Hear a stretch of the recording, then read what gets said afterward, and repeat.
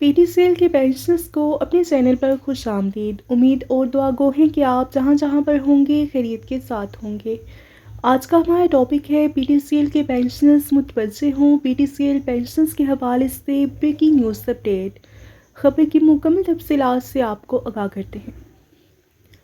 آج Peshawar high court میں محترم صادق علی کی توہین عدالت مقدمے کی سماعت چیف جسٹس کی عدالت میں ہوئی۔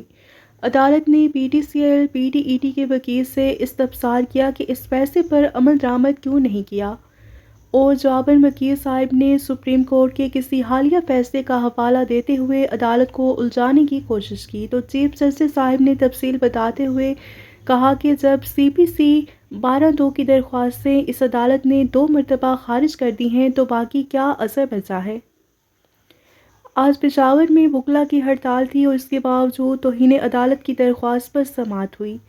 عدالت نے 1 ماہ کے دوران عمل درآمد رپورٹ جمع کروانے کا حکم دے دیا۔ آرڈر شیٹ ملنے پر صورتحال واضح ہوگی۔ اللہ تعالی ہم سب کا حامی و ناصر ہو۔